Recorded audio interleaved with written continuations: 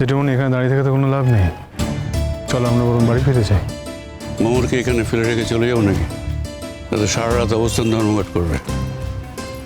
দাদা ভাই, তুই কিছু মনে করিস না, ওরা না প্ল্যানফুলি আমাদের বাপিকে ফাঁসানোর চেষ্টা করছে। তাছাড়া তুই দেখ, ওদের কাছে তো কোনো সলিড গ্রাউন্ডে নেই। আসলে রিভেঞ্জ বাপির ওপরে না ওরা রিভেঞ্জ নিতে চাইছে।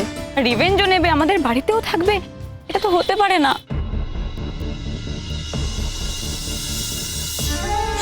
দাদা ভাই তুই প্লিজ কিছু একটা কর, প্লিজ কিছু একটা কর। বিশেষ করে আমাদের অন্য বন্ধু বান্ধবরাও না জেনে গেছে, তারা সমানে জিজ্ঞেস করছে তোদের বাপি আমার কি করলো কি অন্তরা না, ওই অন্তরা মেয়েটার সাথে। আমার তো লজ্জায় মাথা কাটা যাচ্ছে রে, কি করবো বলতো এবার? আমার না কিচ্ছু ভালো লাগছে না, আমার তো মনে হচ্ছে আমি আত্মহত্যাই করে ফেলি। ছি মাছি, এমন কথা বলে না, এমন কথা বলতে নেই। হ্যাঁ, তোমাদের কি মনে হয় তোমাদের বাবা তেমন বাবা? তোমাদের বাবার উপর তোমাদের এইটুকু বিশ্বাস নেই, এইটুকু ভরসা নেই? তোমাদের মনে হয় যে তোমাদের বাবা এমন কিছু করতে পারে যাতে তোমাদের সম্মান নষ্ট হবে? বলো বলো, তোমরা বলো। কিন্তু সেটা তো হচ্ছে বাপি, সেটা তো হচ্ছে। হ্যাঁ জানি, আমরা খুব ভালো করে জানি যে তুমি কিচ্ছু করনি, তুমি কিছুই করনি। কিন্তু ওই দেখো, ওই মেয়েটা তো তোমার মাথা নিচু করার পণ করে ফেলেছে। আচ্ছা দাদা ভাই, এই দাদা ভাই, তুই বল না আমাদেরকে কেন মেনে নিতে হবে এটা? যেই মেয়েটা সমানে আমাদের টার্গেট করে গেছে, আগেও তো আমাদের সাথে খারাপ বিহেভ করেছে, করেনি বাপি? করেছে তো। আর এখন দেখ, আমার বাপেকেও ফাঁসিয়ে দিচ্ছে। এরপরে তো কোনোদিন শুনবো যে শ্রেষ্ঠাদির দিকে একটা অভিযোগের আঙুল তুলে ফেললো।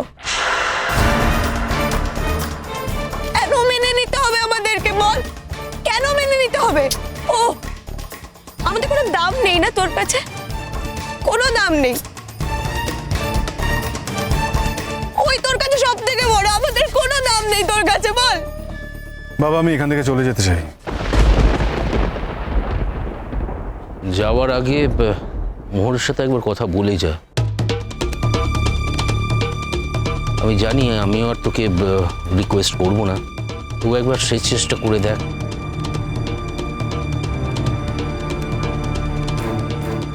অন্তরা রায়কে এমন হেনস্থা কেন করা হলো? জবাব চাই, জবাব দাও। জবাব চাই, জবাব দাও। জবাব চাই, জবাব দাও। জবাব চাই, জবাব দাও।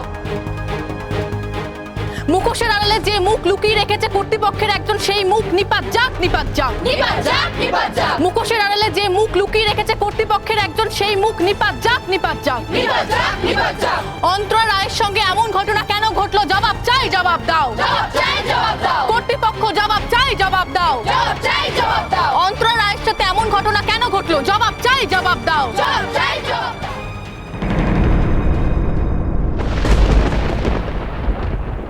পথে এবার নামো সাথী, পথে হবে পথ চেনা। পথে এবার নামো সাথী, পথে হবে পথ চেনা।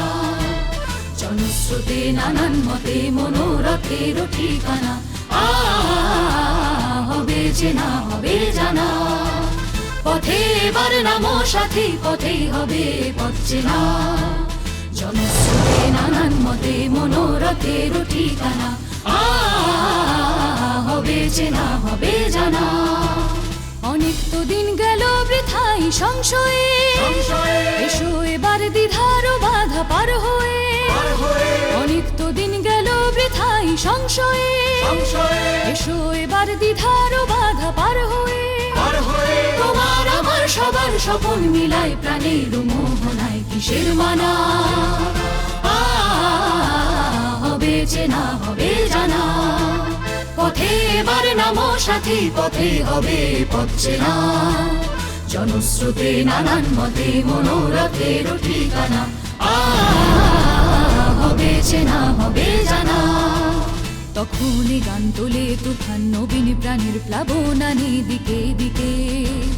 তখনই গান তোলে তুফান নবীন প্রাণীর প্লাবন আনে দিকে দিকে কিসের বাধা বিপদ বরণ মরণ হরণ চরণ ফেলে সে যায় হেঁটে তখনই গান তোলে তুফান নবীন প্রাণীর প্লাবন আনে দিকে দিকে তখনই গান তোলে তুফান নবীন প্রাণীর প্লাবন আনে দিকে দিকে কিসের বাধা বিপদ বরণ মরণ হরণ চরণ ফেলে সে যায় হেঁটে তখন তো আর শোষণ বাঁধন মানব না সবার দেশ সবার ছাড়া তো জানবো না তখন তো আর শোষণ বাঁধন মানব না সবার দেশ সবার ছাড়া তো জানবো না পরোয়ানে আকাশ বাতাস হবে আসার পরোয়ানা কিসের মানা হবে চেনা হবে জানা পথে এবার নামো সাথী পথে হবে পথ চেনা জনশ্রুতে নানান মতে মনোরথের ঠিকানা হবে চেনা হবে জানা পথে এবার নামো সাথী নামো যাও, মোরকে ডেকে আনো এবার।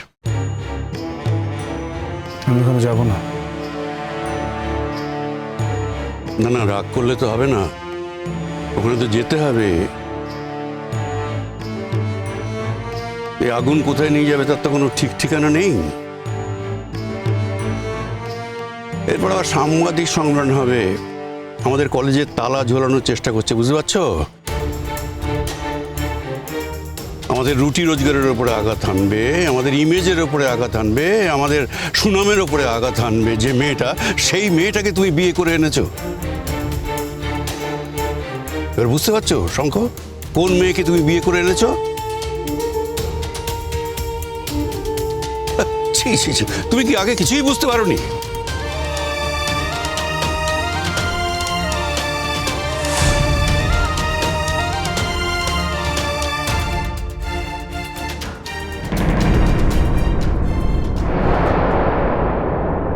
কি হলো চেষ্টা?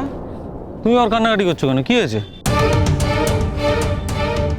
আমি জাস্ট মেনে নিতে পারছি না ছোটকা, আমাদের কলেজের উপর এইরকম একটা আঘাত, তোমার উপর এইরকম একটা অভিযোগ এনেছে, আমি জাস্ট মেনে নিতে পারছি না।